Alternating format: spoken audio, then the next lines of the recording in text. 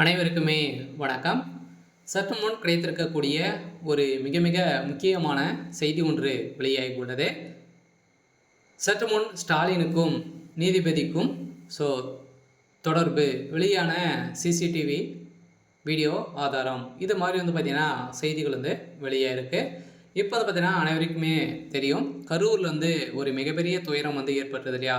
விஜய் அவர்கள் பிரச்சாரத்தில் ஈடுபட்டும் போது அங்கே ஒரு 41 உயிர்கள் இழந்தது. அதில் பார்த்தீங்கன்னா அதிரடியாக விஜய் அவர்களுக்கு பின்னாடி ஏற்படுத்தி இருந்தாலுமே இதற்கு அனைத்துக்குமே விஜய் தான் பொறுப்பேற்க வேண்டும் அப்படின்ற மாதிரி நீதிமன்றம் ஆளுங்கட்சியாக இருக்கக்கூடிய திமுகவும் பார்த்தீங்கன்னா அவர் மீதே குற்றச்சாட்டுகளும் வைத்திருந்தாங்க. அவர் தான் கூட்டு சதி செஞ்சிருக்காரு அப்படின்ற மாதிரி விஜய் அவர்கள் மீதே வழக்கு பதிவு திமுக செய்தது. திமுக பார்த்தீங்கன்னா அப்படியே பிளேட்டை மாற்றி ஆளுங்கட்சி இருக்கக்கூடிய தைரியத்தில் இது மாதிரி பார்த்தீங்கன்னா செஞ்சுருக்காங்க. இதன் அடிப்படையில் தான் பார்த்தீங்கன்னா கரூரில் நடந்த சம்பவத்தின் அடிப்படையில் இதற்கு அங்கு நிறைய வீடுகள் இருக்குது. அந்த வீடுகள் மூலமாக கலெக்ட் பண்ணக்கூடிய சிசிடி காட்சி வெளியான நிலையில் அங்கு செய்தது பார்த்தீங்கன்னா செந்தில் பாலாஜி அவர்கள் பார்த்தீங்கன்னா கோட்டையாக இருக்கு இல்லையா?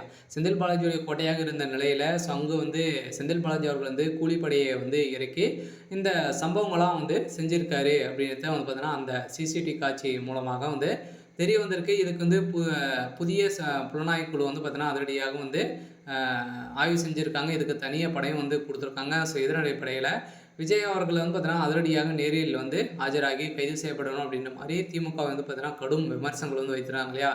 எதனால் இதெல்லாம் பண்ணியிருக்காங்க அப்படின்னா திமுக அந்த விஜய் அவர்களுக்கு வரக்கூடிய கூட்டத்தின் அடிப்படையில் ஒரு மிகப்பெரிய அதிர்ச்சியை ஏற்படுத்தியிருந்தது. இதனால் விஜய் அவர்கள் எப்படியாச்சும் அவர் கலைக்கணும், அவருடைய கூட்டத்தை கலைக்கணும் அப்படின்ற ஒரே நோக்கோட பார்த்தீங்கன்னா திமுக செஞ்ச ஒரு மிகப்பெரிய கூட்டு சதியின் அடிப்படையில் இது மாதிரி நடந்திருக்கு. இது பார்த்தீங்கன்னா ஒவ்வொரு வீடியோவுக்கு பார்த்தீங்கன்னா வெளியே இருக்கு. இதன் அடிப்படையில் இதில் திமுக சேர்ந்த நிர்வாகிகளும் நிறைய பேர் கைது செய்யப்பட்டிருக்காங்க. அவர்கள் கொடுத்த வாக்குமூலத்தின் அடிப்படையில் இது மாதிரி சம்பவம் நடந்திருக்கு. இந்த சம்பவத்தின் அடிப்படையில் சதுரடியாக பார்த்தீங்கன்னா இதற்கு தலைமை நீதிபதியாக இருக்கக்கூடிய செந்தில்குமார் அவர்களுக்கும் முதல்வர் ஸ்டாலின் அவர்களுக்கும் பார்த்தீங்கன்னா ஏற்கனவே நெருங்கிய தொடர்புகள் இருக்குது.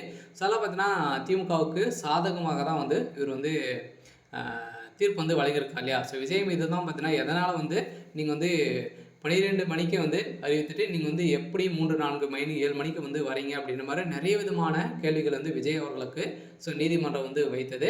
இதன் அடிப்படையில் பார்த்தீங்கன்னா இதற்கு எந்த ஒரு பதிலும் கூறாத நிலையில் நீதிமன்றம் சதுரடியாக திமுகவுக்கு சாதகமாக பார்த்தீங்கன்னா அதிரடியாக தீர்ப்பளிக்கிற நிலையில் இதன் அடிப்படையில் தான் தீர்ப்பளிங்கிய நீதிபதியை விசாரிக்கும் போது இப்போ பார்த்தீங்கன்னா விஜய் ஸ்டாலின் அவர்களுக்கும் நீதிபதி செந்தில்குமார் அவர்களுக்கும் இடையே நெருங்கிய தொடர்புகள் இருக்குது அப்படின்னு தெரிய வந்திருக்கு. இப்போ அதிரடியாக பாஜக களமிறங்கியிருக்காங்க.